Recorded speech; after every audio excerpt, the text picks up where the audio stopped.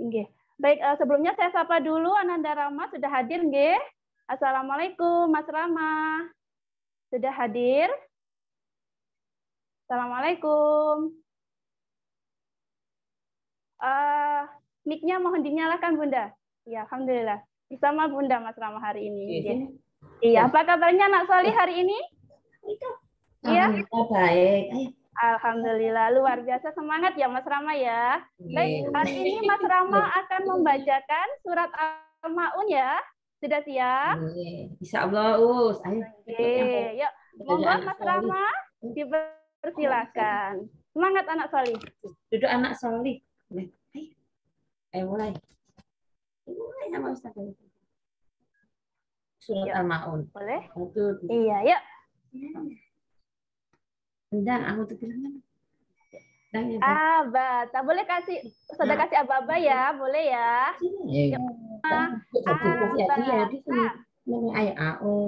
Zubillah. Nanti sini. Doa dulu. Ada sana, ada Ustaz, ada. Yang keras.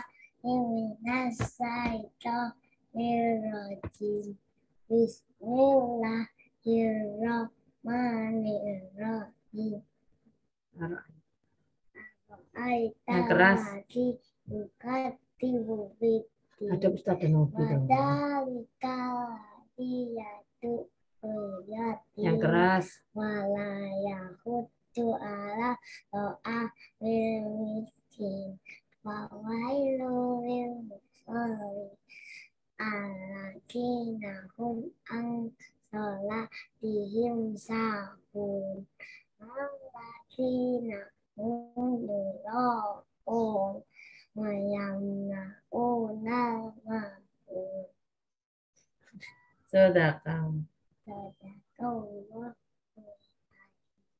Alhamdulillah, barakallah. Iya, alhamdulillah, sadaqallahul azim.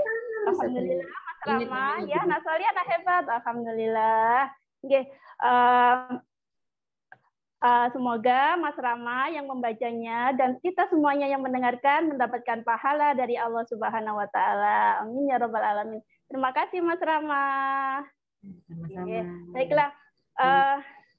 Alhamdulillah, untuk acara berikutnya adalah sambutan dari Kepala Sekolah Taut Al-Hanif kepada Ustadzah Agustin Sarjana Pendidikan Anak Usia Dini, dipersilahkan. Assalamualaikum warahmatullahi wabarakatuh. Waalaikumsalam warahmatullahi wabarakatuh. Alhamdulillahilladzi arsala rasulahu bil huda wa dinil haq lidhirahu ala dini kullih wa kafa billahi syahida. Asyhadu la nabiyya ba'da. Rabbi shrah li sadri wa yassir li amri wahlul 'uqdatam min lisani yafqahu qawli. Alhamdulillah ayah bunda sekalian, kita dapat bertemu pada parenting kita kali ini pada sudah keberapa bulan ya? Ini sudah berbanyak bulan. Saya sapa dulu Ustazah Susi. Assalamualaikum Ustazah Susi. Waalaikumsalam. Alhamdulillah bertemu lagi, Masya Allah. Kepada yang terhormat Ustazah Susi, alhamdulillah jenengan hari ini bisa sakit hadir bersamai kami, bersamai wali santri kami, bersamai ustadzah-ustadzah kami untuk menuntut ilmu yang lebih baik lagi tentang bagaimana sinergi kita bersama agar anak-anak kita ke depannya lebih baik. Para penghafal Al-Qur'an ini memiliki bekal, para bunda memiliki bekal dalam membersamai anak para penghafal Al-Qur'an. Salawat ma'assalam patut kita panjatkan kepada Rasul kita, uswah kita Nabi Muhammad SAW atas risalah beliau dan orang-orang yang selalu istiqomah di jalannya sehingga kita dapat menuntut ilmu bersama-sama. Amin Allahumma amin.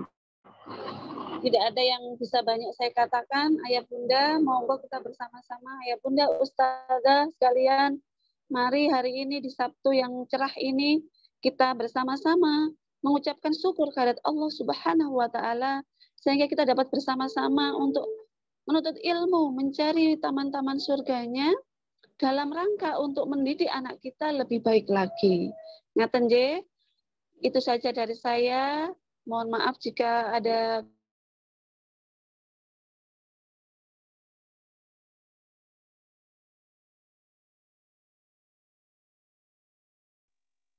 perkembangan anak kita ke depannya. Wassalamualaikum warahmatullahi wabarakatuh. Waalaikumsalam warahmatullahi wabarakatuh. Alhamdulillah.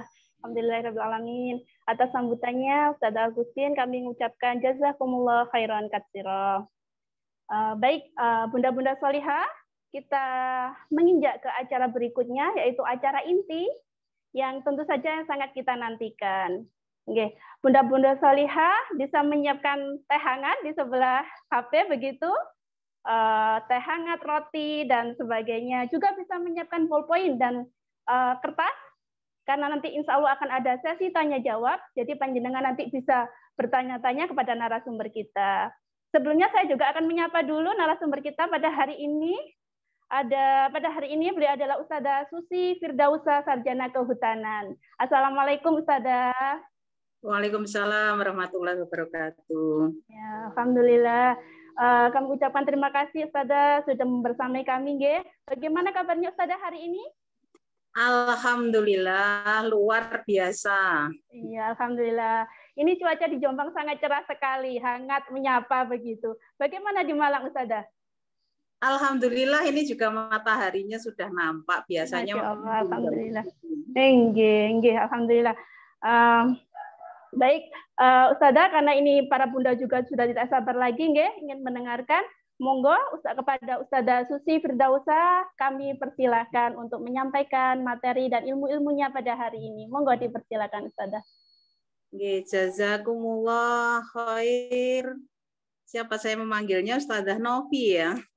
Ustadzah Novi atas waktunya. Ya, bismillahirrahmanirrahim. Assalamualaikum warahmatullahi wabarakatuh. Yang saya hormati ini ya Kepala Taut ini Ustadzah Agustin, dan juga yang saya hormati semua ustadzah dan para ayah bunda yang hadir di sini. Insya Allah selama kurang lebih 2 jam ke depan ini kita akan bersama di sini mengkaji sebagian dari ilmu Allah yang nanti mudah-mudahan bisa kita terapkan pada anak-anak kita sehingga mereka bisa mendapatkan pendidikan yang lebih baik ya setelah dari forum ini, mudah-mudahan begitu. Sholawat dan salam kita sampaikan kepada Rasulullah, kepada keluarga dan juga kepada para sahabatnya, karena sampai pagi ini kita masih berada di dalam jalan yang beliau ini ya tempuh di dalam agama yang beliau sampaikan, dan semoga nanti sampai akhir hayat kita pun kita tetap berada di jalan yang sudah beliau perjuangkan hingga akhir hayat beliau, sehingga nanti di yaumil akhir mudah-mudahan kita semuanya yang hadir di sini ini bisa bertemu lagi, nggih, bertemu lagi dalam keadaan yang jauh lebih berbahagia, karena semoga kita dipandang layak oleh Allah untuk bersama-sama dengan Rasulullah dan para sahabatnya. Amin. Nggih, alhamdulillah ini masya Allah pertama kali begitu ya, pertama kali bertemu dengan panjenengan semua. Sebenarnya di sini saya juga harus banyak belajar juga. Saya memperkenalkan diri, ini saya tinggal di Malang, di Singosari, berdekatan dengan Ustadzah Agustin ya, berdekatan ini tetangga kecamatan dulu. Beliau waktu masih di Malang dan juga keluarga beliau ada di sini, jadi lumayan sering ketemu begitu ya. Setelah beliau pindah ke Jombang, ini agak jarang bertemu, meskipun kadang-kadang ya bertemu juga dalam 1 atau 2 acara begitu. Ya, alhamdulillah. Saya punya putra-putri 5 anak. Yang paling besar yang sulung itu sudah ini ya semester 1 kuliah, yang kecil kelas 3 SD. Itu 9 tahun. Itu.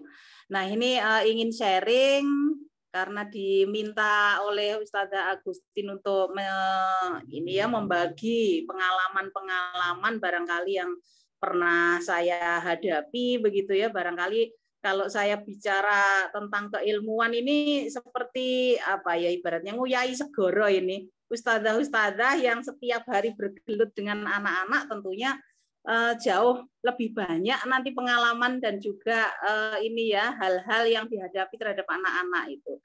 Jadi nanti kita banyak sharingnya saja di dalam forum ini.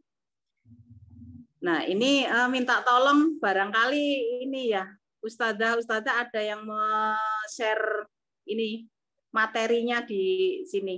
Saya pakai HP ini tidak bisa membagikan di sini. Mengubah emosi negatif menjadi emosi positif. Ini yang diminta. Ini sebelum masuk ke materinya, ini saya mau mengomentari tentang flyer ya, flyer yang disebar itu. Di sana saya agak terusik juga karena saya ini konsentrasi saya selain di parenting itu juga di literasi. Jadi di sana judulnya itu merubah gitu ya.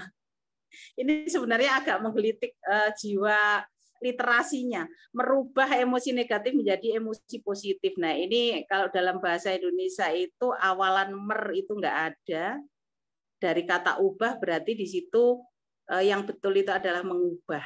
Ya, pakai awalan meng, seselan eng gitu. Me ditambah seselan eng. Itu. Nah, kita ke sini nggih, masuk emosi. Emosi ini sangat dekat dengan kita para ibu nggih, di sini ibu-ibu semua nggih. Nah, ini sangat dekat dengan kita. Emosi setiap hari pasti kita bergelut dengan yang namanya emosi ini. Dan emosi itu kan ada yang negatif, ada yang positif ya menurut kita gitu. Apa sih emosi itu? Emosi menurut para psikolog itu adalah keadaan psikologis yang mampu mengaktifkan dan mengarahkan perilaku. Itu. Jadi keadaan psikis kita yang nanti mampu mengaktifkan dan mengarahkan perilaku. Dari keadaan psikis kita nanti akan terwujud ke dalam ini tindakan-tindakan gitu, perilaku-perilaku. Kadang-kadang muncul nanti dalam bentuk teriakan-teriakan kalau itu emosi marah, dalam bentuk tertawa kalau itu emosi bahagia begitu. Atau dalam bentuk lari kalau itu emosinya takut. Jadi itu akan mengarahkan perilaku kita. Ini keadaan psikis sebenarnya ya, pikiran kita, psikis kita. Kemudian emosi itu bisa ditimbulkan oleh berbagai macam rangsangan. Jadi nanti kita juga akan mengetahui bahwa ternyata emosi ini bukan dari dalam diri kita, tapi ini muncul itu karena ada rangsangan dari luar. Sementara seorang psikolog yang bernama J. Bruno itu mendefinisikan emosi ke dalam dua sudut pandang. Secara fisiologis, emosi itu adalah proses jasmani karena perasaan yang meluap. Kenapa dikatakan sebagai proses jasmani? Karena reaksi terhadap psikis tadi, terhadap emosi tadi itu sifatnya jasmania. Jadi jasad. Misalnya seperti bahagia itu kan akhirnya kita tersenyum, tertawa. Mungkin juga kalau anak-anak itu sampai lompat-lompat begitu ya. Itu kan akhirnya di situ secara fisik itu tubuh kita itu meresponnya seperti itu. Kemudian secara psikologis, emosi itu reaksi yang menyenangkan atau tidak menyenangkan. Itu yang disebut sebagai emosi gitu ya. Kemudian macam-macam emosi secara garis besar ini dibagi menjadi dua, ada emosi positif, ada emosi negatif. Emosi positif itu semacam kita punya perasaan cinta, ada harapan, ada kebahagiaan, kemudian kita mampu bersabar, pasrah, tawakal gitu ya, dan seterusnya itu adalah emosi-emosi positif. Sementara kalau negatif yang kita kenal yang paling banyak itu diantaranya takut, marah, benci, iri, dendam, was-was, khawatir. Itu emosi-emosi negatif. Nah, kita perlu mengenal ini yang tentang emosi ini ya, sebelum nanti ke poin utamanya bagaimana mengubah emosi negatif itu menjadi positif itu, kita perlu mengenal karakter emosi. Karakter emosi itu yang pertama bangkit karena rangsangan dari luar. Jadi kalau tidak ada rangsangan dari luar, emosi ini tidak akan bangkit. Secara kodratnya kita semua manusia, itu Allah itu ketika diciptakan, Allah sudah melengkapi kita dengan emosi ini. Kalau di dalam bahasa Arab bisa disebut sebagai gorizah. Emosi ini adalah bagian dari gorizah. Jadi kita manusia ini diciptakan oleh Allah itu disertai dengan potensi-potensi yang nantinya akan kita gunakan dalam kehidupan ini ya. Ada di sana itu yang namanya hajatul udwiyah, kebutuhan hidup. Ada yang namanya gorizah atau naluri, dan yang ketiga adalah akal. Ini yang membedakan kita dengan makhluk lainnya itu yang ketiga ini ya, akal ini. Sementara kalau hajatul udwiyah dan juga gorizah itu makhluk yang lain seperti hewan, binatang itu mereka juga punya. Hajatul udwiyah ini adalah kebutuhan kita terhadap sesuatu yang itu demi keberlangsungan hidup kita. Misalnya apa? Hajatul udwiyah ini adalah contohnya rasa lapar, rasa haus, membuang sesuatu dari tubuh kita. Misalnya ada ngapunten nggih ya, apaan? BAB, BAK, itu adalah hajatul udwiyah yang sifatnya dari hajatul udwiyah ini berbeda dengan gorizah tadi. Nah, hajatul udwiyah ini itu muncul dari dalam diri kita sendiri, dari tubuh kita sendiri. Rasa lapar itu meskipun tidak ada makanan di sekitar kita, meskipun tidak ada bau-bau sedap yang kita hirup, atau tidak ada makanan yang tersaji, ketika memang tubuh ini waktunya makan, lambung kita kosong, itu ya akan terasa lapar itu. Gitu. Jadi memang tidak memerlukan rangsangan dari luar kalau hajatul udwiyah itu. Berbeda dengan gorizah. Gorizah itu kalau di dalam Islam nanti dibagi menjadi 3 ya, ada gorizatul tadayun, gorizah bakok, dan juga gorizah nau. Nah, gorizah tadayun itu adalah naluri untuk mensucikan sesuatu, sehingga di sini bahkan seorang ateis pun, orang-orang yang tidak mengakui agama, tidak mau beragama, itu ketika dalam posisi yang dia merasa terancam, dia merasa ini ya jiwanya itu dalam bahaya, itu pasti nanti ada sesuatu yang dia agungkan, yang ingin atau dia mintai pertolongan begitu, meskipun itu hanya dalam hati. Jadi dia nggak bisa menafikan bahwa dia mengakui ada sesuatu yang lebih daripada dia yang kemudian nanti akan bisa menolong dia, itu dia nggak bisa menafikan itu, karena memang pada dirinya itu sesungguhnya Allah sudah memberikan gorizah tadayun itu. Tapi seringnya karena kesombongan manusia gitu ya, merasa sudah hebat, bisa membuat aturannya sendiri, maka pengakuan dia terhadap pencipta yang sesungguhnya itu kadang-kadang itu tidak diakui oleh dia begitu, tidak tampak.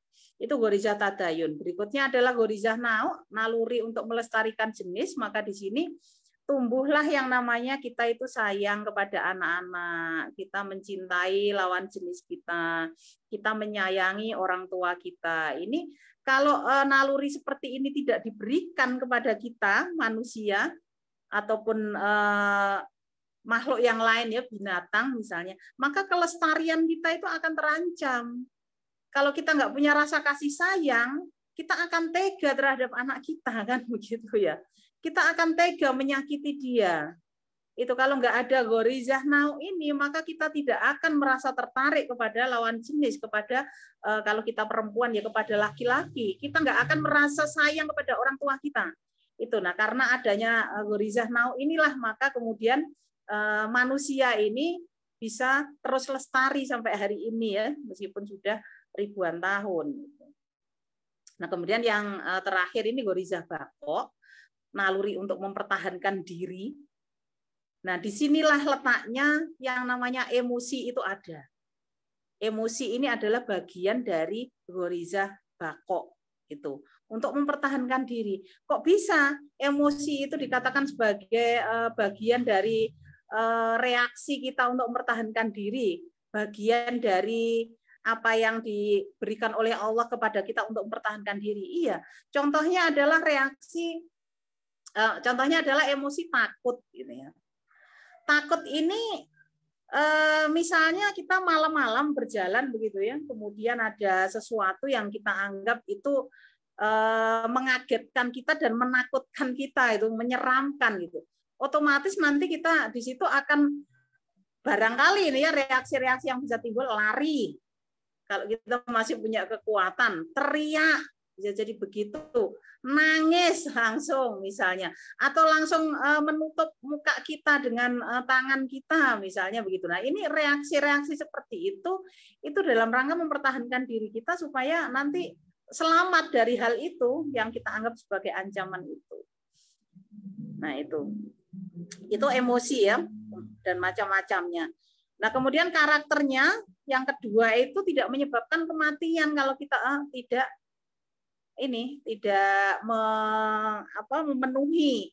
Misalnya kita ingin marah, tidak kita penuhi itu rasa marah, itu nggak akan membawa kita kepada kematian. Kita sedih, tidak kita ikuti itu sedihnya, kita cari hiburan gitu. Kalau zaman sekarang ibu-ibu itu biasanya healing begitu, itu tidak akan membawa kepada kematian. Itu beda dengan hajatul utwiyah tadi, lapar kalau tidak kita penuhi dalam jangka waktu tertentu itu akan membawa kepada kematian. Tapi kalau ghoriza itu tidak. Di dalamnya ada emosi di situ yang termasuk ke dalam ghoriza tadi, itu tidak akan membawa kepada kematian. Jadi jangan khawatir kalau ibu-ibu itu kesal kepada anak misalnya, kalau nggak dituruti ibu-ibu nggak akan mati. Jadi diabaikan saja kesalnya kan begitu ya, nggak usah dituruti, toh juga nggak akan mati kita nggak menuruti kesal itu gitu. Kemudian yang kelima, menyebabkan kegelisahan kalau nggak dipenuhi. Jadi hanya menyebabkan kita gelisah saja. Aduh, pengen marah tapi aku harus menahan ini. Cuma gelisah saja paling, nggak sampai kepada kematian. Itu karakternya emosi itu seperti itu ya ibu-ibu. Jadi Ustazah, ayah bunda, jadi nanti tidak perlu semua emosi itu kita turuti saat itu, kita luapkan saat itu, tidak harus seperti itu.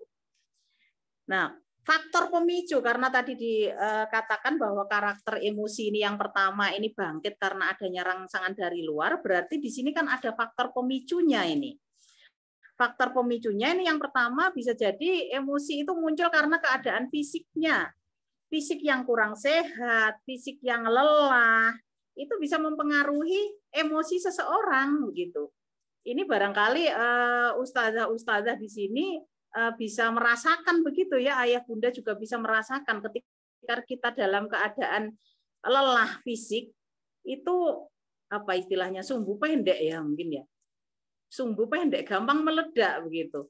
Di awalnya dalam kondisi normal dibecandain temannya, dibecandai suami, dibecandai anak, atau anak agak manja-manja dikit itu biasa saja. Tapi ketika kondisi fisik kita lelah, waduh langsung itu keluar kata-kata mungkin yang tidak enak atau dengan nada yang tinggi dan seterusnya, atau minimal mimik muka yang tidak enak dipandang begitu. Itu karena keadaan fisik tadi bisa memicu emosi. Nah, kemudian sifat dasar ini juga bisa memicu emosi kita. Ada kan orang itu yang sifatnya itu mudah marah, maka di sana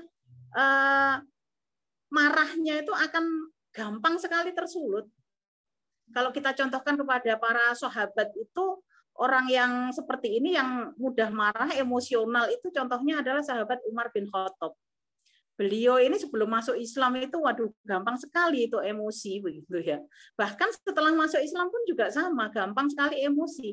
Tetapi nanti dengan adanya pemahaman ini akan bisa ditempatkan ini kapan saatnya marah, kapan saatnya tidak harus marah begitu.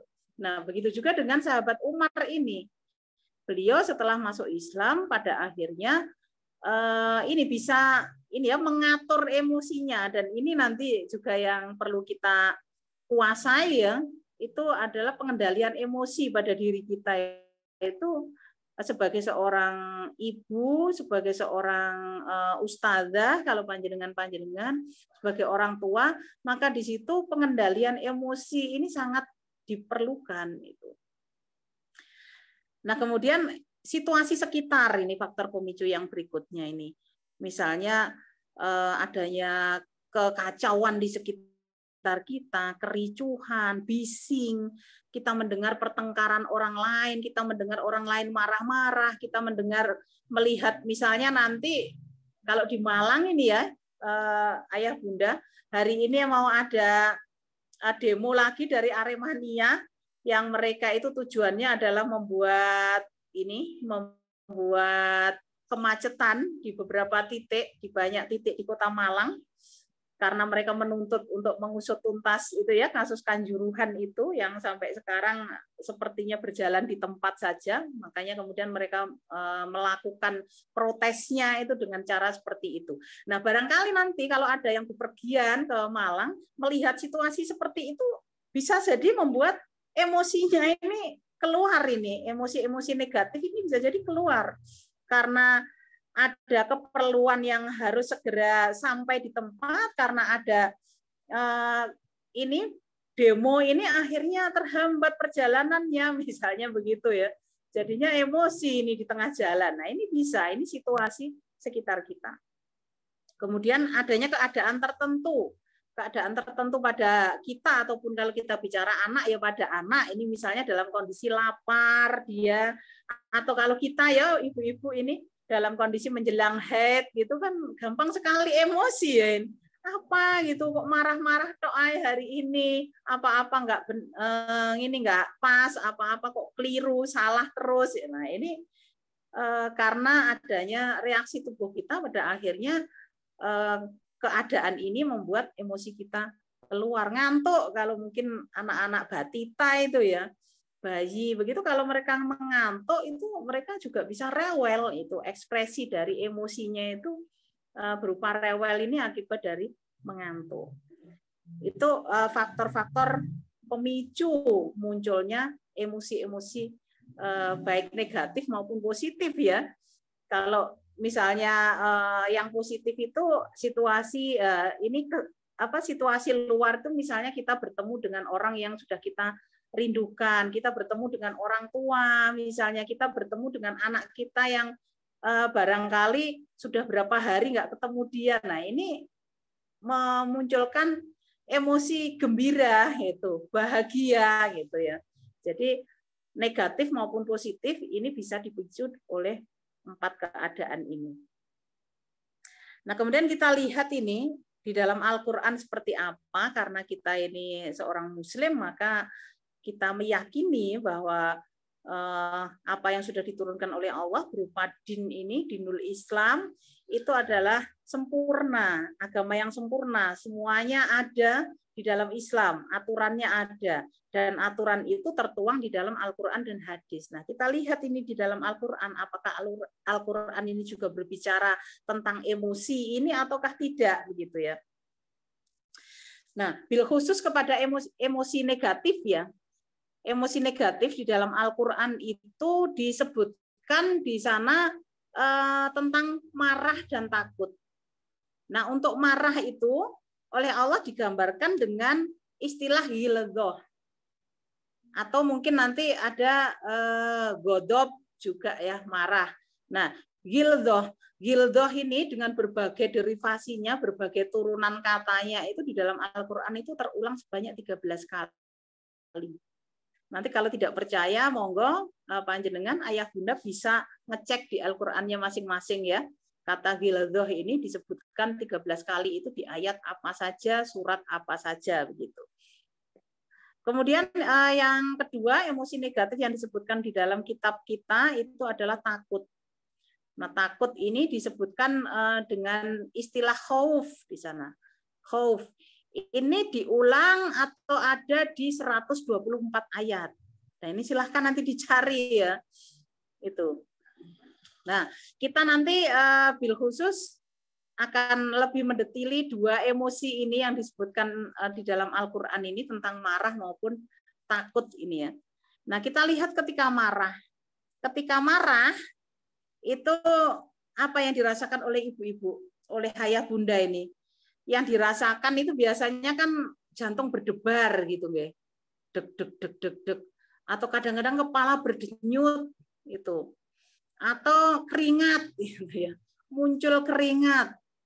Atau bahkan mungkin menjadi ini tenaganya terasa lebih besar. Pernah merasakan gitu mboten? Jadi kita menjadi apa ya? Lebih kuat dari biasanya begitu. Kalau biasanya barangkali ini sudah dipakai untuk mencuci, memasak, menyapu lantai, gitu, bersih-bersih rumah itu kayak wes kesel gitu, sudah capek. Tapi karena lagi marah ini, Masya Allah ditambahnya trika, masih kuat lagi, ngepel, masih juga kuat, Masya Allah. Ini masih nyabuti rumput kalau begitu. Ini kuat, jadinya gara-gara marah ini tenaga kita menjadi double-double itu. Itu pernah merasakan seperti itu, mboten? Nah ini ya, karena ketika marah itu ini marah itu muncul ketika kita merasa terancam akibat konflik, mungkin konflik fisik, ketidakadilan, penghinaan, pengkhianatan, dan segala hal yang tidak kita sukai itu bisa memicu emosi marah itu tadi. Nah sementara otak kita itu oleh Allah itu telah diatur, itu ya. Telah diatur sebagai perangkat untuk memindahkan ini, perangkat pemindahan yang mengetahui semua ancaman itu. Jadi otak kita itu udah nangkep bahwa ini ada ancaman ini terhadap kita itu ya. Nah, kemudian otak itu akan memberikan sinyal ke organ-organ yang lain di seluruh tubuh. Itu sehingga nanti tubuh kita, organ-organ kita yang lain ini akan bereaksi. Makanya nanti ketika marah, otak menyuruh kelenjar misalnya yang ada di ginjal misalnya itu mengeluarkan ini cairannya, makanya di situ kita jadinya pengen pipis misalnya begitu. Atau di situ memerintahkan jantung ini untuk berdenyut lebih cepat. Ada zat kimia tertentu yang dikeluarkan oleh otak ini untuk membuat jantung ini berdenyut lebih cepat. Makanya di sana ketika marah kadang-kadang kita merasakan itu jantung detaknya jauh lebih cepat begitu ya. Itu jantung berdenyut-denyut itu. Atau juga kita kadang-kadang merasa sakit kepala karena saraf-saraf di kepala itu juga diperintahkan untuk menegang itu. Itu jadi ya Allah, jadi teng misalnya begitu gara-gara marah ini. Itu. Atau juga otak itu memerintahkan ini kelenjar ludah. Kelenjar ludah itu untuk memproduksi ludah lebih banyak. Kadang-kadang kalau marah itu kita juga pangapunten jadi ngiler gitu ya. Ngileran atau ludah kita ini jadi lebih banyak. Itu juga bisa seperti itu. Atau kelenjar keringat ini yang diperintahkan untuk menghasilkan keringat lebih banyak. Akhirnya di situ keluar keringat dingin, tangan kita menjadi berkeringat, atau pelipis kita jadi mengeluarkan keringat padahal hawanya nggak panas. Nah, seperti itu. Dan otak itu akan memproses semua sinyal-sinyal yang diberikan, tubuh itu akan memproses semua sinyal-sinyal yang diberikan oleh otak itu. Itu sehingga jangan jangan bingung atau jangan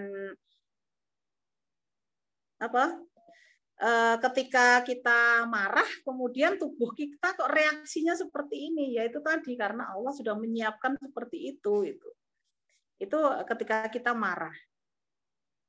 Nah, ekspresi marah ini itu bisa macam-macam. Ini yang paling ringan ini yang pertama ini tampak pada raut muka. Ini kalau di dalam Al-Qur'an diantaranya disebutkan di dalam surat An-Nahl ayat 58 ini. Ini ya. A'udzubillahi minasyaitonirrajim. Wa idza busyira ahaduhum bil unsa dhalla wajhuhu muswaddan. Jadi ketika mereka itu diberikan kabar gembira bahwa istrinya itu mengandung anak perempuan, gitu ya, bahwa bahwa istrinya ini melahirkan anak perempuan, ini orang-orang jahiliyah ya ini. maka wajah mereka pun menghitam. Atau kita menyebutnya merah padam. Gitu. Kenapa? Karena mereka nggak suka. Gitu. Orang-orang jahiliyah ini kan nggak suka kalau mendapatkan anak perempuan. Gitu. Itu adalah aib. Dan saat itu, sebelum Islam datang, ya yang dilakukan oleh mereka karena itu adalah suatu yang mereka inginkan, maka anak-anak perempuan atau bayi-bayi perempuan ini mereka bunuh. Itu. Jadi nampak pada muka mereka yang merah padam ini. Barangkali di antara kita juga seperti itu ketika marah ya. Ketika marah kita mampu mengendalikan amarah kita, yang nampak hanya muka kita saja yang nggak enak dipandang. Kita kesal kepada anak kita, mungkin akhirnya bibir kita maju berapa senti begitu ya. Itu atau mata kita melotot gitu ya. Tadinya sipit jadinya belalak-belalak begitu barangkali. Atau ekspresi-ekspresi lain yang menakutkan itu. Demikian juga Rasulullah itu ketika marah itu yang bisa tampak dari mukanya ini. Nah, kemudian ekspresi marah yang berikutnya ini dengan kata-kata. Nah, ini barangkali level kita itu banyak ini yang di sini. Levelnya ibu-ibu itu banyak yang di sini ini. Banyak yang di kedua ini. Kalau marah itu ngedumel. Persoalan misalnya apa? Naruh baju tidak pada tempatnya, naruh sepatu tidak pada tempatnya. Itu kalau kata ini ya Ustadz Bendri Jaisur Rahman itu perempuan itu memang paling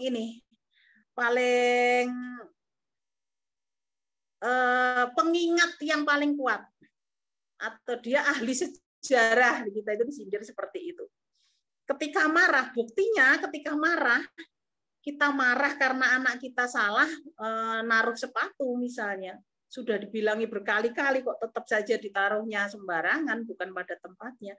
Akhirnya ini kejadian dari sebulan yang lalu, bahkan sebelum itu keluar semua itu. Pengingat yang baik ini ibu-ibu ini katanya beliau begitu ya. Jadi sejarah apa yang sudah terjadi sebelumnya itu keluar semua itu. Nauzubillah min dzalik ya. Ini digambarkan oleh Allah itu di dalam surat Toha ayat 86. Nah, ini digambarkan di dalam surat ini ayat 86 Toha 86 ini bahwa Nabi Musa itu dalam keadaan marah, beliau itu bilang seperti ini. Karena apa yang diperintahkan oleh beliau ini dilanggar oleh kaumnya. Wahai kaumku, bukankah Tuhanmu telah menjanjikan kepada suatu janji yang baik? Maka apakah terasa lama masa yang berlalu itu bagimu? Atau kamu menghendaki agar kemurkaan dari Tuhanmu menimpamu dan kamu melanggar perjanjianmu dengan aku?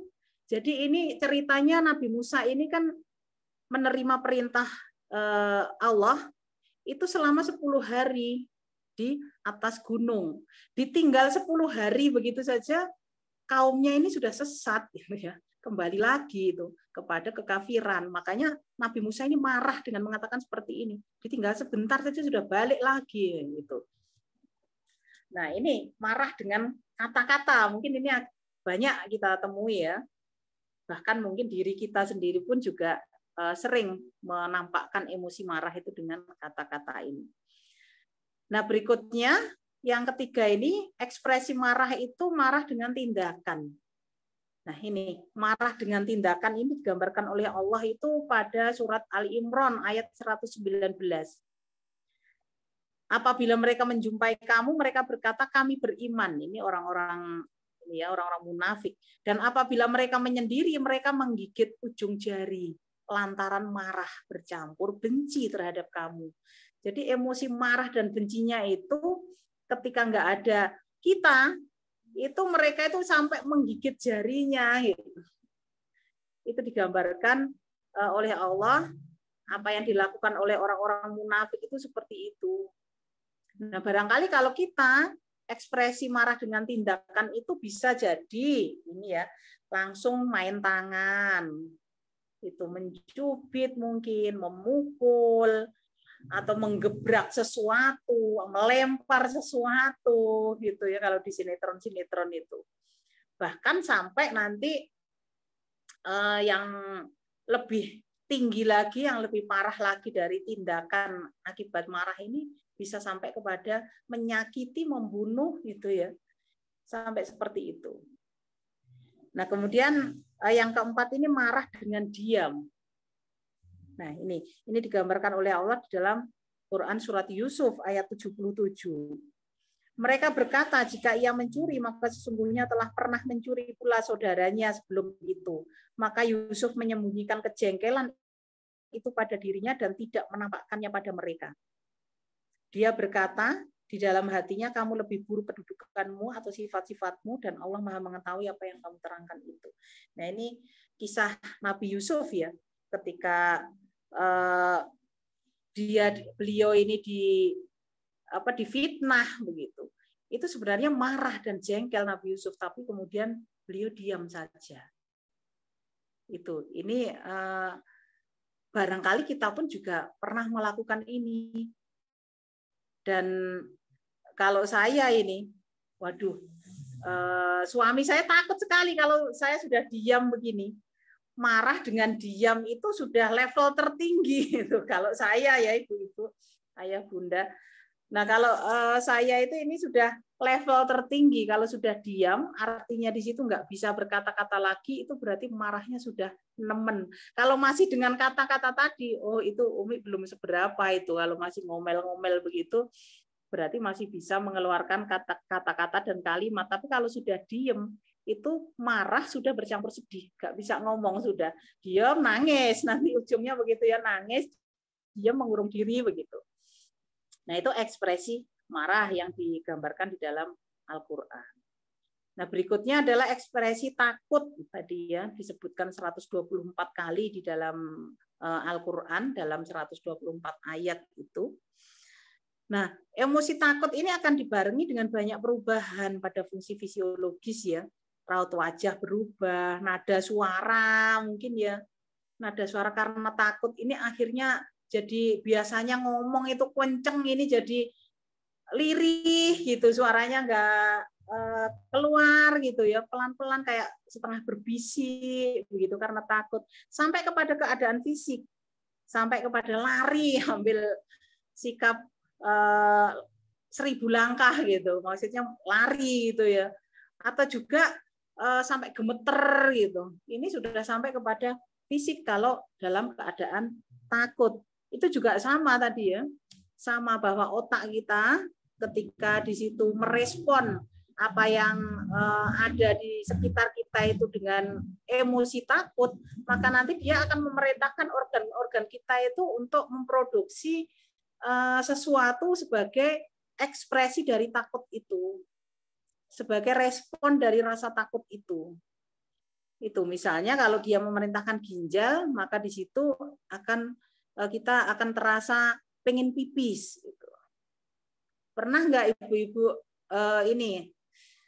bunda-bunda, ustazah itu ketika mau maju ke panggung gitu ya, atau mungkin anak-anak itu kok jadi pengen pipis terus gitu.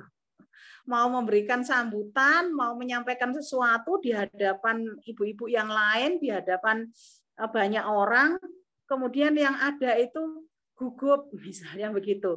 Yang ada pengen pipis terus, yang ada kok jadi keringetan. Nah, itu ekspresi dari takut tadi, ada kekhawatiran atau ketakutan itu bisa jadi nanti bentuknya sampai ke seperti itu.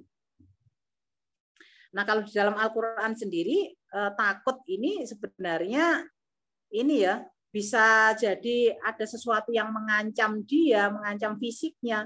Bisa juga takut ini ditampakkan ketika kita itu mengingat adab-adab Allah itu.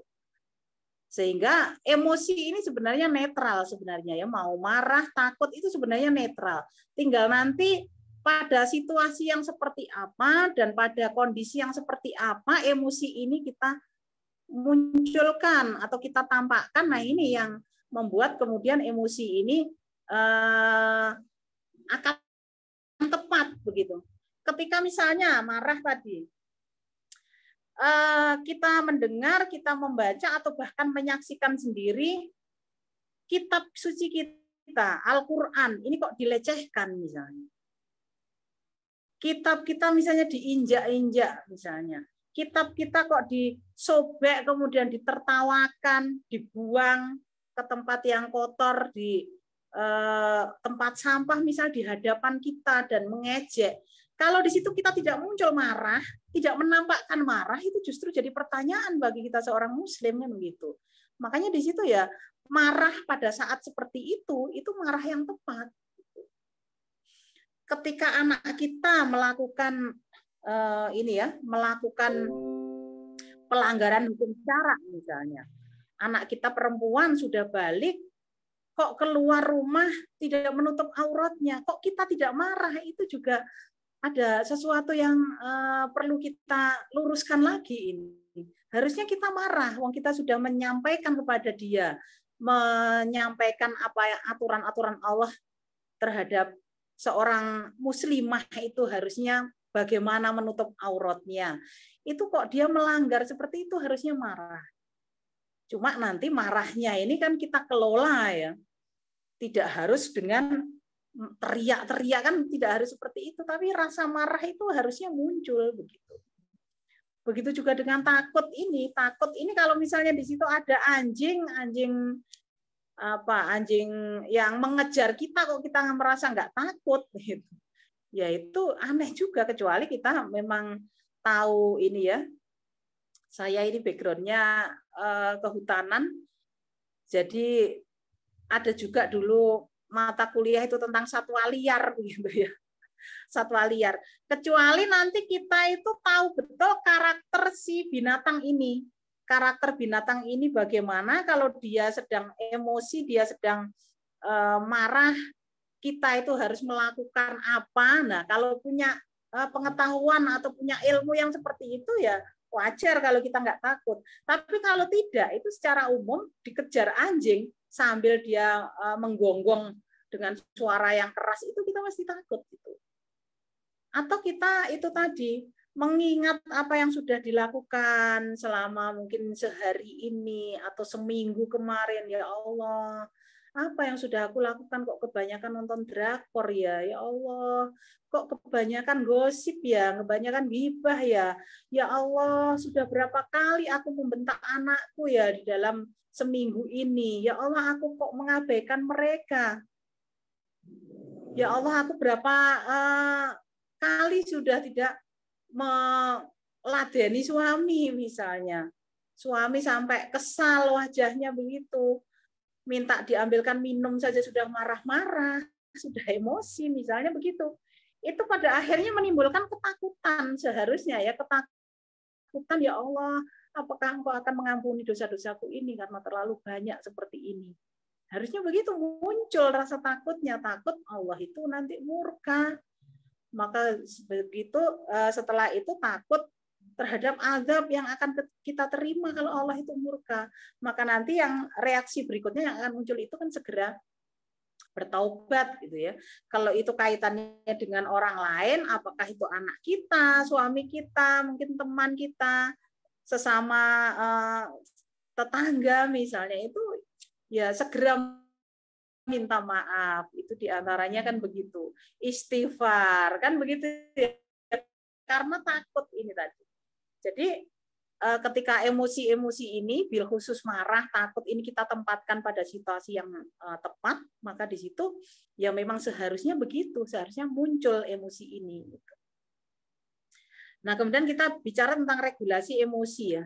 Regulasi itu berarti di sini aturan gitu ya, aturan cara mengatur emosi. Nah, regulasi emosi ini menurut para psikolog ini terbagi menjadi dua nanti, cognitive reappraisal dan juga expressive suppression. Kalau saya gampangnya itu mengatakan atau mengistilahkan ini, regulasi emosi ini adalah pra emosi dan saat emosi gitu. Cognitive reappraisal itu adalah pra emosi. Jadi ngatur emosi atau regulasi emosi yang mengatur emosi yang fokusnya itu pada Antisiden ini sebelum emosi itu terjadi begitu. Sebelum emosi kita meledak atau muncul, itu kita sudah mengaturnya terlebih dahulu begitu. Sehingga nanti ketika emosi ini muncul, kita itu sudah bisa mengatur emosi ini. Nah, ini bisa dilakukan dengan bagaimana? Untuk bisa mengatur emosi sebelum emosi itu hadir. Ya contohnya adalah kajian-kajian seperti ini. Itu memberikan atau memahami apa yang harus kita lakukan, memahami emosi itu seperti apa. Oh, ternyata emosi itu sesuatu yang wajar muncul pada manusia karena memang Allah memberikan itu pada diri manusia.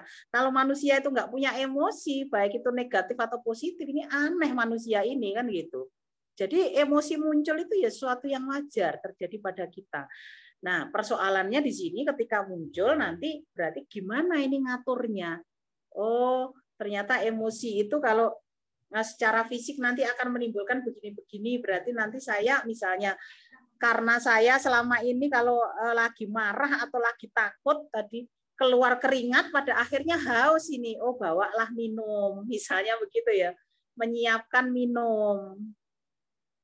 Dan seterusnya itu bisa diatur itu sebelum emosi itu muncul begitu. Nah, kemudian yang kedua ini expressive suppression itu ya. Artinya di situ ketika emosi itu muncul, maka apa yang harus kita lakukan? Gitu. Jadi sebelumnya ini kita sudah punya ilmunya, memahami ilmunya tentang emosi, mulai dari apa itu emosi, cara mengendalikan emosi, cara mengubahnya menjadi emosi positif, itu kita kuasai. Pada saat keluar emosi itu, kita juga bisa mengontrol. Nah, ini regulasi emosi itu seperti itu. Nah, proses regulasi emosi secara umum ya ini emosi apapun, ini tidak hanya yang negatif. Itu yang pertama pemilihan situasi. Jadi kita kalau mau mengeluarkan emosi tertentu itu lihat-lihat situasi di sekitar kita. Kalau mau ngomel-ngomel, lihat situasi di sekitar kita, begitu ya. Kalau itu emosinya marah. Kalau mau lompat-lompat karena saking bahagianya, lihat situasi di sekitar kita, begitu ya. Memilih situasi. Nah, kemudian yang kedua perubahan situasi. Jadi ini tujuannya mengubah situasi sehingga dampak emosionalnya itu bisa minimal. Kalau di dalam Islam itu mengubah situasi ini, Rasulullah menggambarkan kalau kamu marah dalam keadaan berdiri maka duduklah, gitu kan? Atau segera ambil wudhu. Wudhu saja kok tidak cukup, maka di situ lakukan sholat 2 rakaat. 2 rakaat kok nggak cukup, berdoa. Berdoa kok masih juga ini marah, pengen marahnya ini nggak hilang-hilang.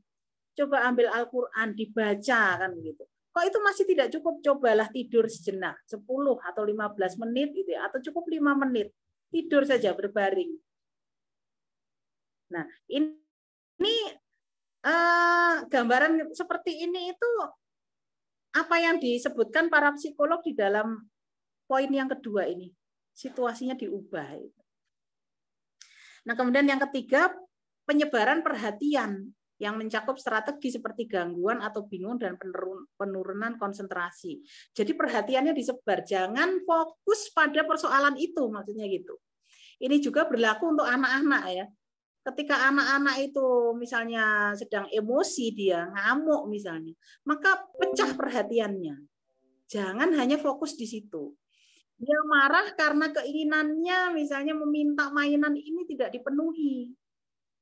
Ada di dalam toko lagi, bukan di rumah. Ini gimana ini dia ngamuk-ngamuk ini. Nah itu dipecah coba perhatiannya ya, dipecah.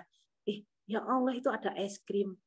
Mau nggak abang? Mau nggak kakak? Mau nggak adik? Ini beli es krim terus kita duduk yuk menikmati di sana. Jadi dipecah.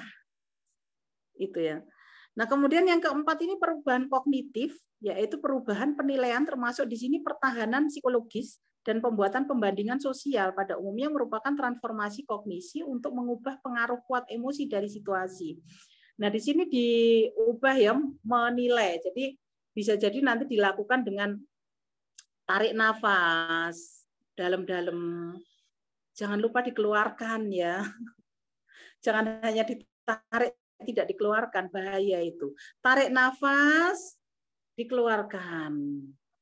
Itu kemudian kalau itu belum cukup tarik nafas lagi. Nah, ini dalam rangka mengubah kognitifnya tadi, apa yang ada di pikiran kita, apa yang menjadi pemicu tadi itu bisa kita respon dengan baik. Kemudian yang kelima ini perubahan respon ya, bertujuan untuk mempengaruhi fisiologi, mempengaruhi fisik kita, kemudian pengalaman atau perilaku dari aspek emosional. Jadi respon kita coba diubah. Kalau misalnya ini kita lagi ini ya, habis ngepel misalnya begitu. Habis ngepel ember tempat air kotor itu masih belum kita singkirkan, airnya belum kita buang, namanya juga barusan ngepel.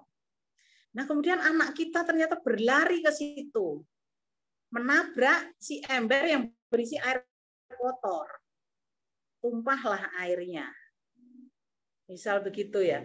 Nah, ini responnya kita kan secara umum ini pastinya pengen marah dong. Ini satu pasal lagi nih yang berlaku untuk ibu-ibu ya, bahwa pasal 1 ibu itu nggak pernah salah, pasal kedua kalau ibu salah kembalikan ke pasal 1. Kalau ada ember di situ, yang muncul umumnya itu langsung reaksi marah dengan meriai. Nggak lihat apa kalau di situ ada ember, astagfirullahaladzim, makanya jangan lari-lari dan seterusnya itu. Yang keluar kan begitu. Nah, ini respon kita coba diubah. Tahan nafas dulu, tarik nafas panjang-panjang, lihat, coba perhatikan ekspresi anak kita. Dia mungkin meringis, dia mungkin mau menangis takut-takut. Dan juga lihat itu air itu. Coba diamati betul itu. Ya Allah, barusan dipel, capeknya juga masih belum hilang. Ini tongkat pel-pelannya juga masih ada di tangan. Itu sudah airnya kemana-mana lagi. Coba diperhatikan itu airnya ngalirnya. Ya Allah, kok ya ini ya, air itu kok ke sana, kok nggak ke sini misalnya. Itu nanti akan membuat kita itu emosinya itu yang muncul itu akan lain. Mungkin yang muncul pada akhirnya menjadi tertawa. Astagfirullah ya Allah, lah ngapa aku tertawa? Kenapa aku harus marah? Oh, dia juga nggak sengaja. Atau mungkin yang muncul itu respon kita itu jadinya kasihan kepada anak kita. Walah ya Allah, ini jadinya dia kesakitan karena setelah menendang itu dia kepleset. Itu jadi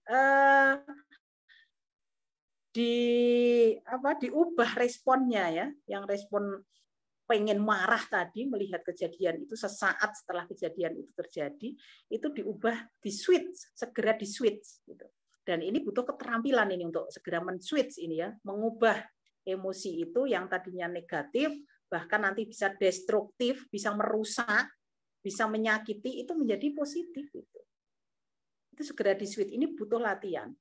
Begitu juga misalnya kalau kita mendapati reaksi baju anak kita kotor gitu ya.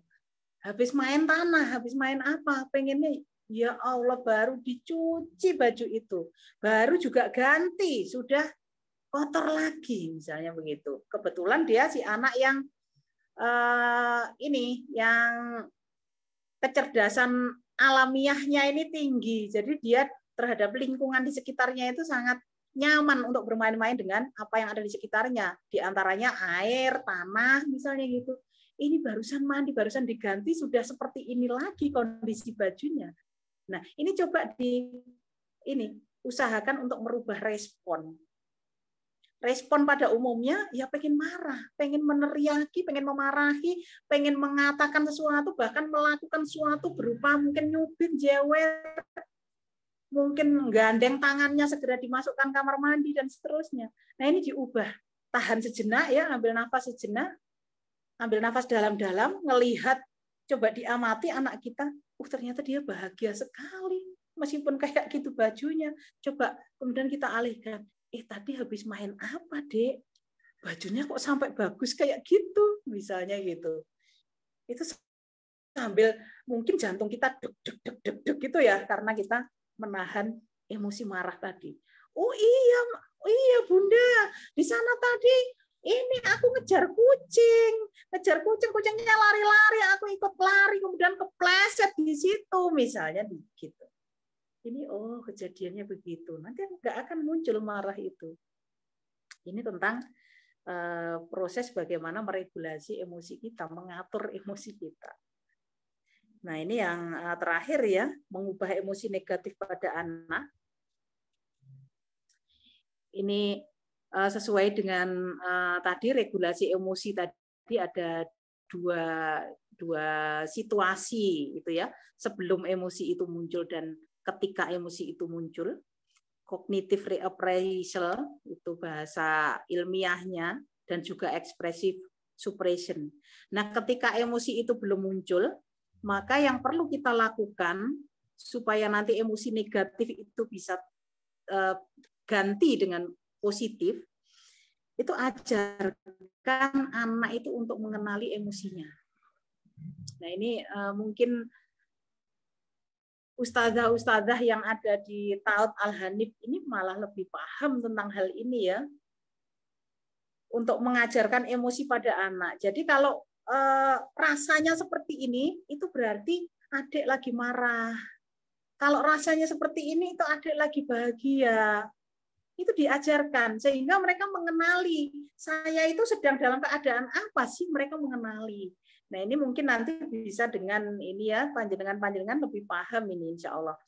Dengan permainan-permainan mungkin. Lihat ini, ustadzah lagi begini, ini artinya ustadzah ini lagi bahagia ini, lihat tuh, senyum ya.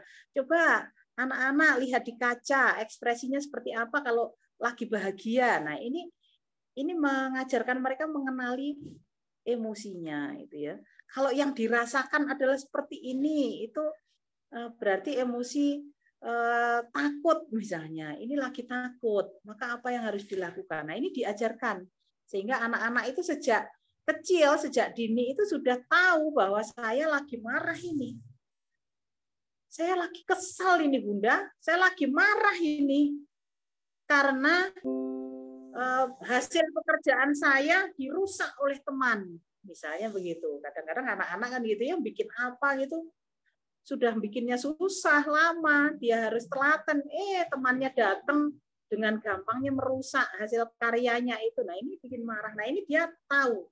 Si anak ini akhirnya tahu bahwa dia itu dalam keadaan marah gitu. Nah, kemudian yang kedua, itu ajarkan anak untuk mengkomunikasikan perasaannya dengan baik. Dia mengenali bahwa dia sedang marah, dia sedang bahagia, dia sedang takut, dia sedang cemas, dia sedang ingin sendiri, dan seterusnya dia tahu. Nah, setelah itu diajarkan untuk mengomunikasikan. Kalau lagi marah, abang, kakak, adik, mbak, coba disampaikan. Disampaikan ke Bunda. Ya, bilang saja, aku lagi marah, Bunda. Aku lagi marah, misalnya gitu. Itu diajarkan untuk menyampaikan, untuk bisa menyampaikan. Seringnya kalau kita lihat anak-anak usia dini mereka tantrum itu kan karena mereka tidak bisa mengomunikasikan emosi dia gitu kepada kita. Dia pengennya begini, kita menangkapnya nggak seperti yang dia inginkan gitu. Dan dia nggak bisa ngomong, nggak yang seperti itu Bunda, maksudku nggak begitu, itu dia nggak bisa. Nah, ini kalau kita latih sejak dini untuk bisa menyampaikan emosinya, ini nanti akan sangat membantu anak-anak ini. Nah, kemudian yang ketiga ini, perbanyak kegiatan positif bersama anak. Nah, kegiatan-kegiatan positif ini nanti akan mereduksi ya, akan meminimalisir emosi-emosi negatif yang bisa jadi muncul pada anak. Ini. Ini hal-hal yang perlu kita lakukan sebelum emosi itu muncul, emosi negatif itu muncul pada anak. Nah, bagaimana ketika saat emosi itu muncul, apa yang harus kita lakukan? Ini yang pertama, beri waktu anak itu untuk menyampaikan emosinya. Kalau dia sedang marah, beri waktu untuk menyampaikan itu. Dia ingin menangis, beri waktu untuk menangis. Dia ingin mengatakan suatu, beri waktu untuk mengatakan suatu. Kalau dia sudah mengenali tadi, kakak sedang marah, Bunda, kakak sedang marah. Mas, subhanallah, kakak sedang marah. Oh iya, kakak ingin apa? Dalam keadaan marah ingin apa, Kak? Ingin menangis, misalnya gitu. Beri waktu itu. Jadi jangan di-cut, karena emosi ini butuh dikeluarkan gitu ya. Kalau tidak, dipendam saja, nanti akan merusak fisik. Karena tadi otak tadi kan tidak diam ya ketika merespon emosi atau ada sesuatu yang menurut dia ini perlu direspon, menurut otak ini perlu direspon, maka di situ dia akan memerintahkan organ-organ tadi untuk mengeluarkan apa saja zat-zat kimia yang bisa jadi itu merusak, bisa jadi juga tidak. Kalau emosinya negatif ini biasanya zat-zatnya ini merusak, sifatnya asam. Makanya di situ kalau orang yang sering marah itu bisa memicu darah tinggi misalnya gitu ya.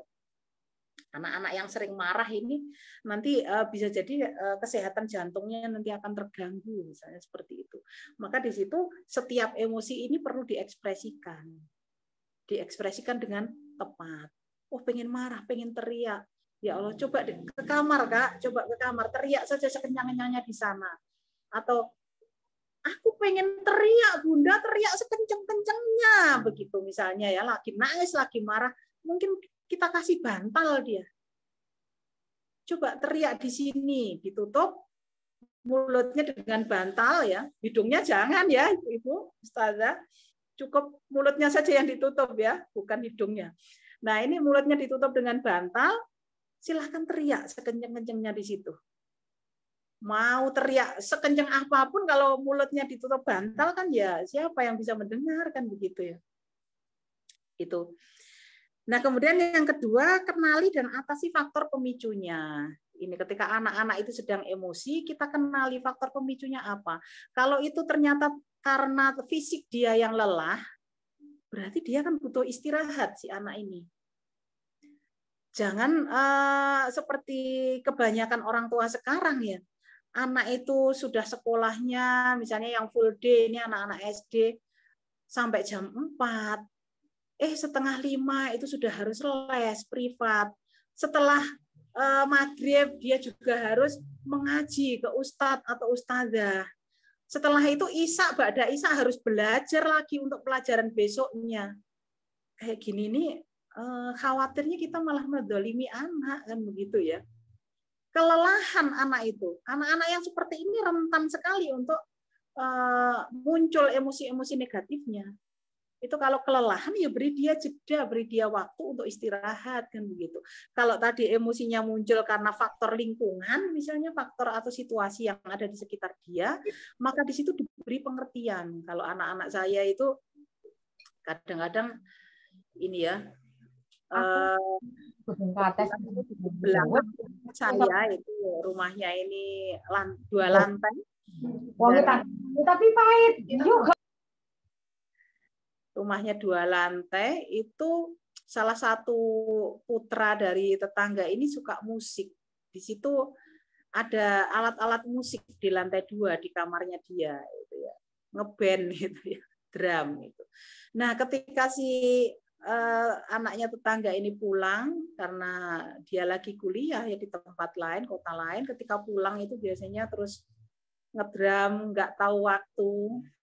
Sampai hampir tengah malam begitu ya, suaranya waduh memekakkan telinga. Nah, ini kadang-kadang anak-anak saya yang kecil ini terutama itu karena nggak bisa tidur kan begitu ya, suaranya kenceng, itu menjadi emosi gitu.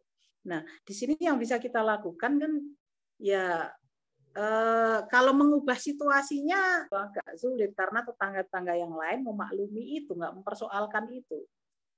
Apalagi nanti kalau anak kondisinya sedang nggak enak badan, mendengar itu di belakang rumah dueng-dueng, brong-brong dan seterusnya kan membuat dia itu nggak nyaman. Nah itu yang bisa kita lakukan adalah mengurangi kegelisahan, mengurangi ketidaknyamanan dia itu.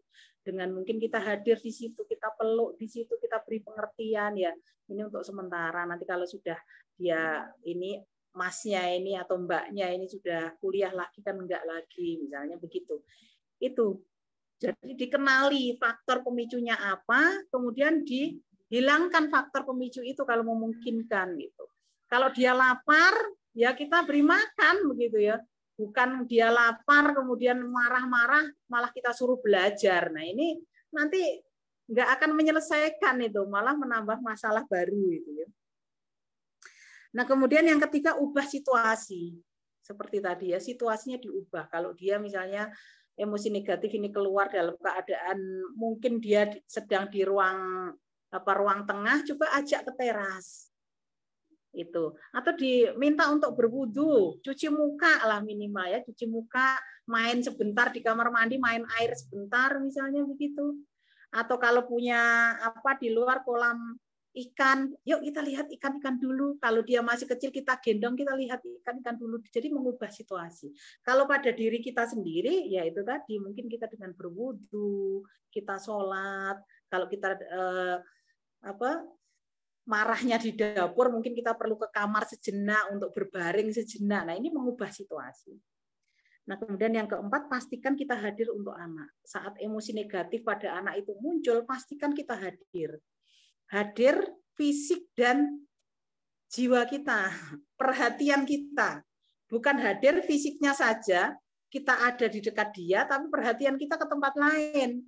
Kita lihat HP kita asik membalas WhatsApp, membalas chattingan dari ibu-ibu yang lain, membalas apa yang di grup misalnya. Sementara anak kita ini sedang emosi ini di dekat kita. Nah ini nggak seperti itu. Jadi pastikan kita hadir. Kalaupun di situ misalnya dia lagi ingin meluapkan emosinya, kita iya Dek, nggak apa-apa, iya Bunda tunggui di sini, iya Bunda ada di sini kok. Kalau sudah selesai, misalnya dia sudah nangisnya ini kok gerakannya yang tadinya misalnya dia tantrum, kok gerakannya sudah mulai melemah, perlu ini mau dipeluk Bunda sini, dipeluk Bunda. Nah ini akan lebih cepat nanti ya meredakan emosi dia dan justru nanti emosi negatif itu akan tergantikan dengan positif, dengan oh ya bundaku nggak memarahi aku ketika aku marah ternyata itu. Tapi setelah nanti kondisi normal itu kan kita beri pengertian anak ini ya. Insya Allah anak-anak itu di berbagai jenjang usianya itu dia akan bisa memahami. Tergantung kita nanti menyampaikannya itu ya disesuaikan dengan kemampuan akal mereka. Kalau masih kecil ya kata-kata yang kita keluarkan kalimat ya tentu berbeda dengan kakaknya yang sudah mungkin usia SMP gitu. Itu. Nah, kemudian untuk kita terutama para ibu ini cerdas emosional. Kita harus cerdas emosional ketika ingin mengubah emosi negatif anak ini. Artinya apa? Kita tidak ikut emosi menghadapi anak kita yang sedang emosi. Nah ini seringnya itu anak emosi, ibunya juga ikut emosi. Nah sudahlah, dua emosi atau emosi kuadrat itu akhirnya ya. Nah di sini harusnya kita memiliki kecerdasan emosional yang tinggi ini sebagai seorang ibu. Sehingga cukuplah anak-anak ini yang emosi kita ya tidak terpancing untuk ikut emosi. Itu insya Allah akan bisa berpikir dengan jernih nanti kalau kita nggak ikut emosi. Tapi kalau sudah emosi, ya sudah. Akhirnya nanti bisa jadi perang dunia begitu ya, sama-sama emosi. Nah, terakhir ini ya, stabilkan emosimu sebelum menangani anak yang emosi. Jadi pastikan dulu kita itu dalam keadaan stabil ini, emosi kita. pengennya itu ya marah juga, kesal melihat anak itu, ya Allah ampun leletnya kayak gitu. Pengennya itu ngomel, ngedumel, bahkan mungkin nggak tahan dia melakukan itu, pengennya segera membantu. Nggak tahan disuruh beres dari tadi, ya Allah nggak segera diberesi. Pengennya tangan ini nggak sabar, pengen segera memberesi sendiri sambil ngedumel mulutnya. Nah ini dipastikan bahwa sebelum kita menangani anak yang emosi itu, emosi kita sudah stabil terlebih dahulu. Nah ini bisa kita lakukan dengan ini ya, dengan istighfar terlebih dahulu. Misalnya kita istighfar terlebih dahulu, tarik nafas panjang, istighfar lagi. Kalau perlu kita berwudu dulu untuk menangani anak emosi ini, jadi kita dalam keadaan suci. Dan jangan lupa minta bantuan kepada Allah, ya Allah, bantu hamba ya Allah untuk menstabilkan emosi dia.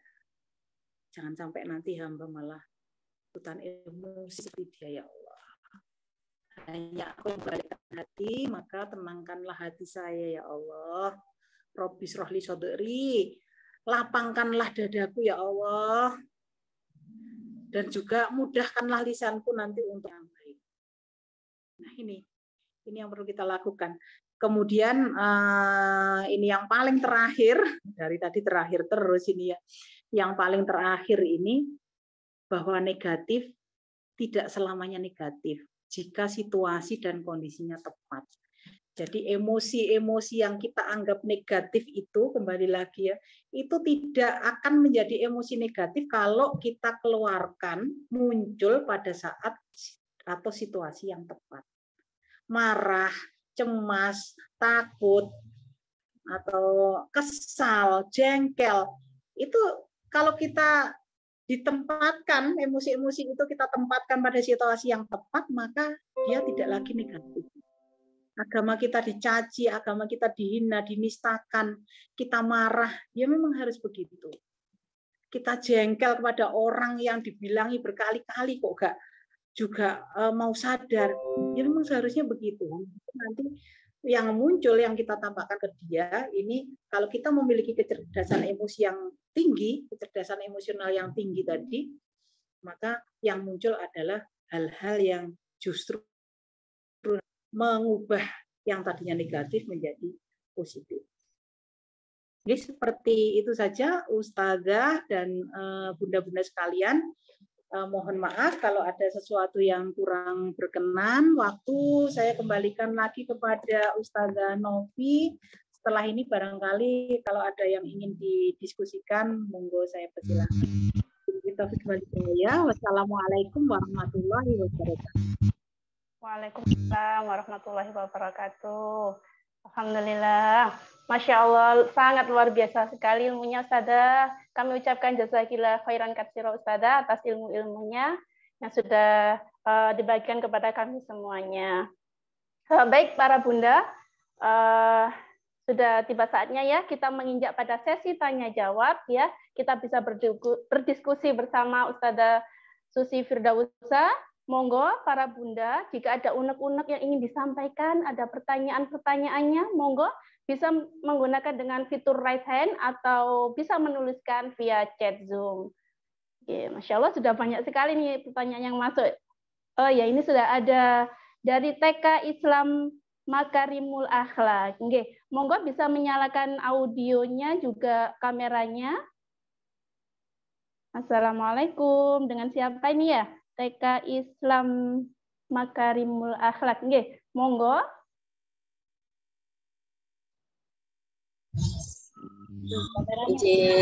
Waalaikumsalam. Betul. Ya. Ini kami rame-rame. Nggih. TK Islam Makarimul Akhlak. Monggo. Ada beberapa hal yang ingin kita tanyakan terkait dengan emosi negatif. Tadi kan dijelaskan ada poin tentang ketika marah dengan diam. Nah, itu kan berarti dia tidak bisa mengekspresikan marahnya. Ketika tidak bisa mengekspresikan marahnya, apakah nantinya ada efek di jangka panjangnya? Entah ketika waktu kecil dia tidak bisa mengekspresikan marahnya, apakah ketika besar itu jadi lebih seperti apa, atau tantrum, atau nanti jadi tambah pendiam, atau seperti apa? Itu yang pertama.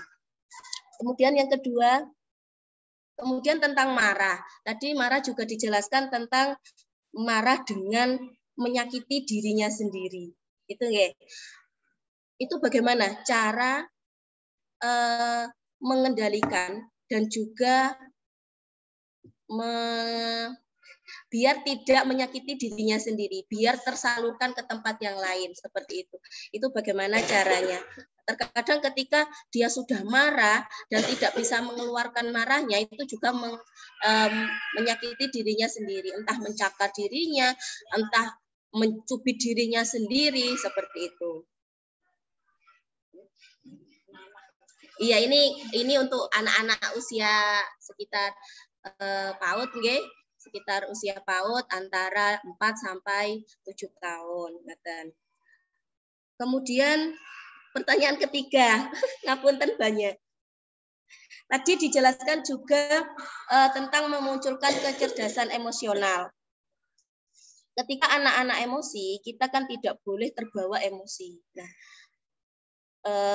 secara tidak langsung itu pasti kita akan terbawa. Nah, bagaimana cara yang tepat dan cepat untuk memunculkan kecerdasan emosional? Itu. Dari teman-teman yang lain? Oke, monggo. Terima kasih.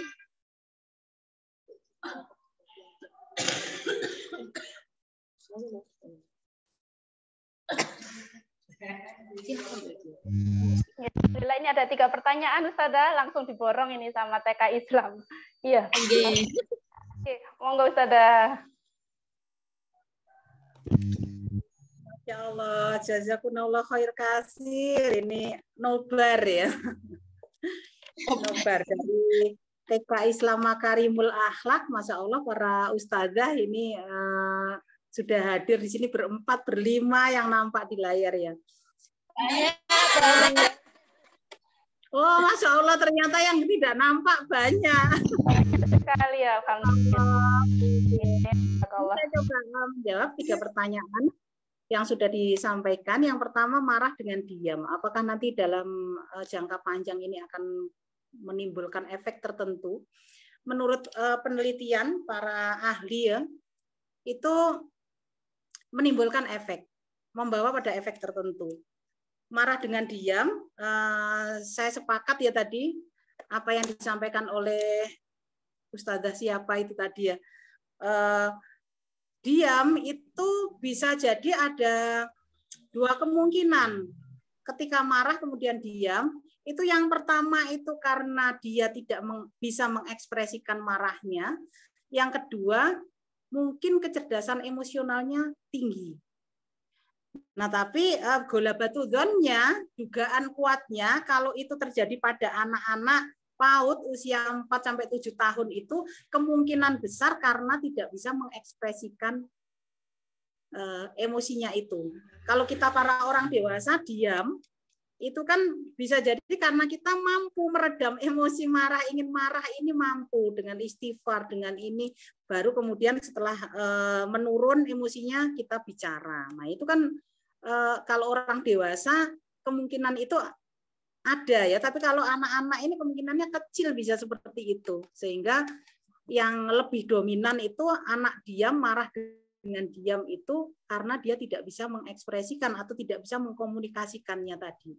Sementara menurut penelitian itu tadi dan juga kita merasakan ya apa yang terjadi ketika kita marah pada tubuh kita itu seperti tadi bahwa otak ini memerintahkan organ-organ kita itu untuk mengeluarkan zat-zat yang itu sifatnya destruktif kalau emosinya negatif.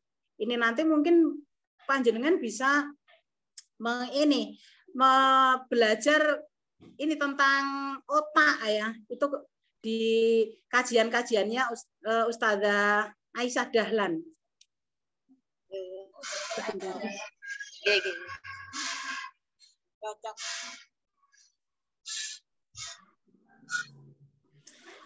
Ya, karena ketika emosi negatif ini ada pada diri kita, manusia, entah anak-anak ataupun orang dewasa, maka otak itu akan memerintahkan organ-organ ini mengeluarkan zat-zat yang sifatnya destruktif, yang itu merusak itu. Dalam jangka panjang, kalau marah ini tidak bisa dikeluarkan, nggak bisa diekspresikan, ini organ-organ kita itu, fisik kita itu akan rusak. Itu bisa jadi mungkin persoalan di jantung, persoalan di ginjal nanti menimbulkan persoalan, atau ini lambung, ya. Lambung seperti itu. Secara fisik akan seperti itu. Sementara secara emosi maka nanti membuat dia itu emosinya jadi tidak stabil, tidak bisa ibaratnya kalau air itu tersumbat gitu ya. Itu nanti begitu brol itu akan jauh lebih berbahaya. Itu akan muncul reaksi-reaksi yang barangkali nanti tidak kita duga. Ini bisa kita lihat pada sebagian orang dewasa yang di sana itu memiliki masalah di masa kecilnya dulu. Memiliki semacam luka pengasuhan gitu ya, yang itu tidak terselesaikan, terpendam, pada akhirnya nanti ketika dewasa ini akan memunculkan sikap-sikap yang seharusnya tidak dia lakukan itu. Dia gampang memukul anaknya, barangkali dulu juga sering dia dipukuli oleh orang tuanya atau oleh orang terdekatnya, sering disakiti. Nah, kayak gitu itu tanpa sadar itu. Jadi efek psikologisnya ke situ, sementara kalau efek fisiknya itu fisik akan rusak, akan muncul penyakit-penyakit. Itu untuk yang pertama. Kemudian yang kedua, marah dengan menyakiti dirinya sendiri. Bagaimana cara mengendalikannya? Nah, ini pada anak-anak itu kadang-kadang kita lihat ada ya yang seperti ini. Ketika mereka tidak bisa mengkomunikasikan perasaannya ini kepada orang lain, tidak bisa mengeluarkan, tidak bisa mengatakannya, pada akhirnya mereka melakukan tindakan-tindakan yang justru menyakiti dirinya sendiri. Ini saya juga punya keponakan ya, sekarang sudah meninggal. Seharusnya kalau misalnya hidup itu mungkin sudah kuliah mungkin ya. Tapi sekarang dia meninggal usia 6 tahun waktu itu. Itu dia kalau marah, keinginannya tidak terpenuhi, misalnya pengen minum, kok nggak segera dibuatin, itu dia membenturkan kepalanya ke tembok. Itu sih keponakan saya ini. Jadi menyakiti dirinya sendiri. Itu karena ya itu tadi, karena dia tidak bisa mengkomunikasikan. Maka cara mengendalikannya, kalau pranya sebelum emosi itu keluar, berarti kita ajarkan ini. Kalau lagi marah, maka yang dilakukan begini Kak, yang dilakukan begini Dek. Itu. Coba ya, kalau lagi marah pengen mukul, nggak apa-apa, dipukul saja. Ini sudah Bunda sediakan ini. Sediakan apa? Misalnya samsak. Sakit ya, atau disediakan guling, misalnya bantal guling itu untuk dipukuli ketika marah, boleh. Kalau lagi marah pukul saja ini. Setelah itu nanti cerita ke Bunda ya, apa yang menyebabkan marah. Nah itu kalau dia kenal rasa itu, dia akan mengeluarkannya dan kita memfasilitasi begitu ya, tentu saja yang aman bagi dia. Cara mengendalikannya yaitu tadi salurkan atau dikeluarkan dengan hal-hal, kalau dia ingin teriak ya kita sediakan bantalnya, dia ingin memukul tadi kita sediakan apa yang harus dia pukul, dia ingin merobek-robek kertas kita sediakan kertasnya, itu supaya keluar ini emosinya, nggak merusak organ-organ dia itu. Tapi sebelumnya sudah ada komunikasi. Sebenarnya kakak, adik, mbak, mas, kalau lagi marah itu pengen ngapain sih sebenarnya? Nah itu sudah ada komunikasi terlebih dahulu ketika dia ke dalam kondisi normal. Jadi kita tahu kalau marah mungkin dia pengen ini, mungkin dia ingin melempar sesuatu. Kalau pengen melempar sesuatu gimana? Kasih itu. Misalnya kita sediakan tisu di situ, diremes-remes, dilempar, sudah sebanyak apapun tisu nggak apa-apa lah, dilempar di situ misalnya gitu. Itu diberikan salurannya itu. Nah kemudian yang ketiga, ketika anak emosi kita tidak boleh ikut emosi. Gimana caranya ini? Ngomongnya gampang, prakteknya susah ini kan gitu ya. yang sering terjadi anak emosi, kita sudah berusaha untuk meredam atau menurunkan emosi dia nggak berhasil ini usaha kita, jadinya ikut emosi juga itu. Terus gimana caranya? Itu tadi ya, coba kalau sedang emosi, pengen marah, itu tarik nafas, tahan semua organ kita, berhenti sejenak di tempat 5 detik sampai 10 detik. Sambil istighfar. Setelah itu tarik nafas lagi sampai 3 kali, baru mendekati anak kita yang lagi emosi. Itu coba dilakukan seperti itu. Kalau itu masih belum cukup, lebih bagus lagi segera ambil wudhu, cepet gitu ya, ambil wudhu set-set, atau kalau terbiasa dalam kondisi suci berarti ya sudah tinggal itu tadi, astagfirullahaladzim, astagfirullahaladzim, tarik nafas 3 kali, istighfar mungkin 3 sampai 5 kali begitu, kemudian baru melangkah ke anak kita sambil terus beristighfar. Itu coba saja terapi seperti itu dilakukan. Jadi nanti insya Allah emosi kita sendiri ini lebih stabil dengan melakukan yang seperti itu. Oke, seperti itu Ustazah TK Islam. Untuk Ustazah TK Islam Makarimul Akhlak, apakah ada feedback? Ya, yang untuk poin pertama, sebenarnya salah satu siswa kita itu ada siswa kita itu yang memang dia tidak bisa mengeluarkan emosinya. Jadi ketika dia marah sama temannya itu memang lebih banyak diam gitu. Nah, efeknya ini ada sekitar 1 bulan ini anaknya itu mengeluarkan emosinya dengan cara menyakiti dirinya sendiri gitu. Nah, kita kan sampai saat ini karena waktu itu posisinya dia itu sakit tipes dan memang harus istirahat di rumah full karena memang sakit tipes itu sekitar 2 minggu.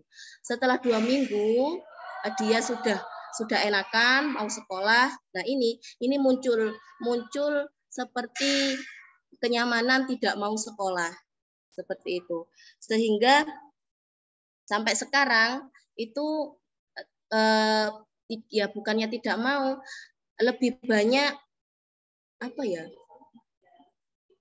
lebih banyak di rumah. Jadi iya, karena dia sudah merasa nyaman, jadi tidak mau ke sekolah. Kalau ke sekolah pun juga masih terkadang itu masih digendong sama ibunya. Nah, ini si anak ini memang tipenya tidak bisa menyalurkan emosinya.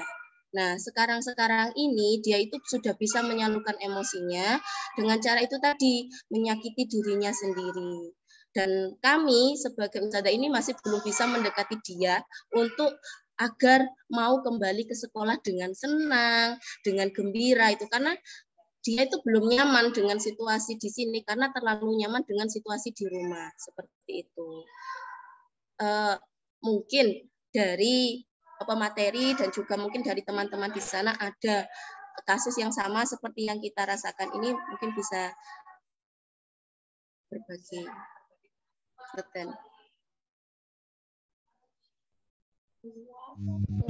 Terima kasih Ustazah. Kita sambil menunggu, sepertinya terlempar nih tadi Ustazah Susinya. Kita tunggu sebentar nggih. Assalamualaikum Ustazah Susi. Iya. Ustazah Susinya mohon maaf ini sedang terlempar mungkin nggih. Iya. Ya kita tunggu. Oke, seperti itu. Iya. Oke, jadi seperti itu. Yaitu jarang berekspresi, sekalinya berekspresi sekarang itu menyakiti dirinya sendiri. Dan kita itu mau mengatasinya itu juga masih kesulitan karena dia masih belum bisa full sekolah seperti itu. Dan juga masih masuk cuma setengah hari terus kemudian pulang seperti itu. Nah, kira-kira nanti langkah apa yang harus kita ambil untuk mengatasi ini, Badan G? Sambil menunggu Ustazah Susi, barangkali dari Ustazah Taud Al-Hanif ada yang bisa berbagi pengalaman begitu? Monggo. Atau bunda-bunda yang sudah hadir ini?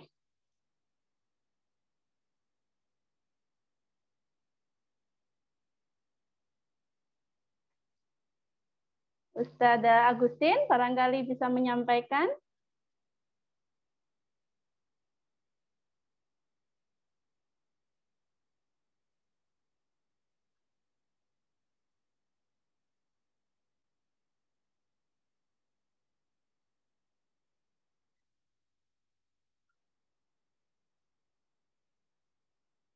Ya, kita tunggu nggih, mohon bersabar.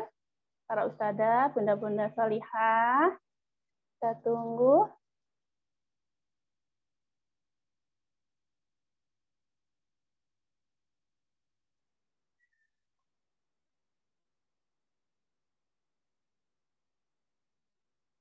Pripun saya acara, kita tunggu atau karena ini waktunya sudah hampir jam 10. Bagaimana? Panitia?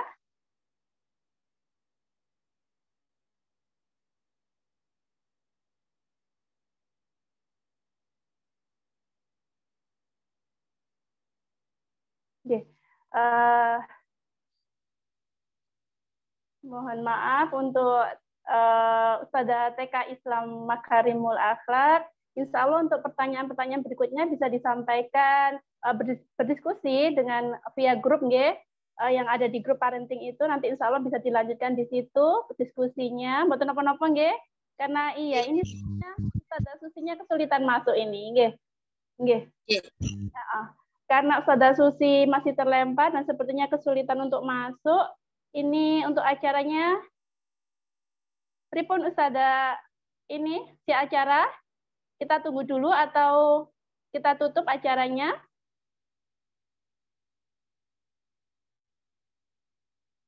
Assalamualaikum. Oke, baik. Alhamdulillah.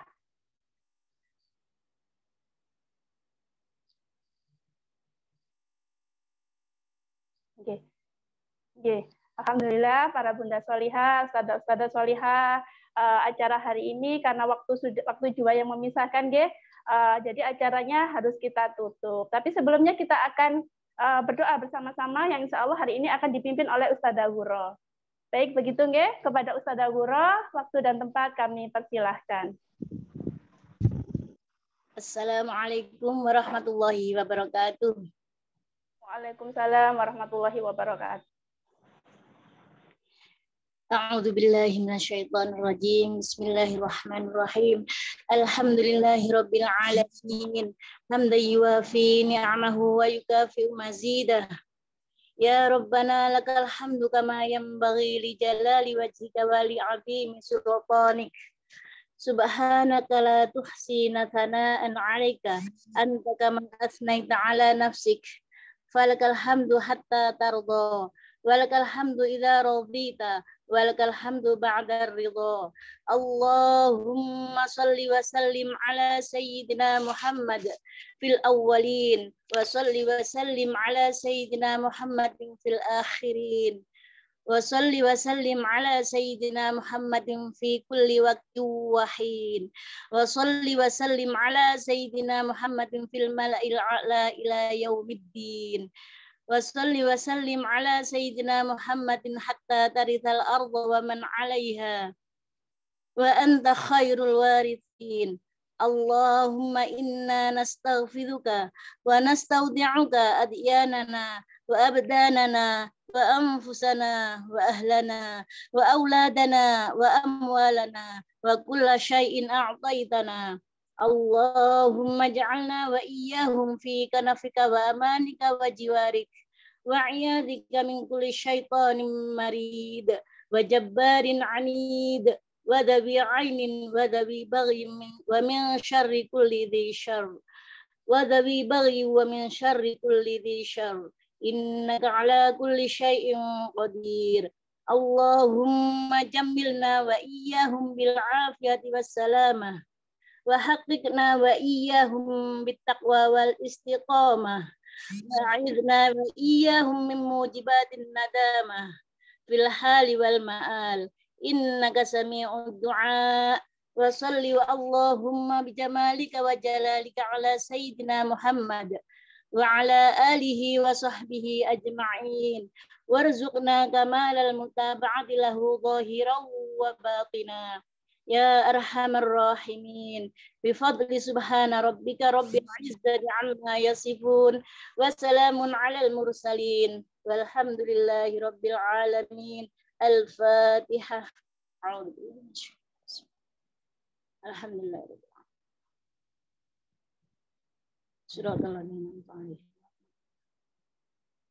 Wassalamualaikum warahmatullahi wabarakatuh.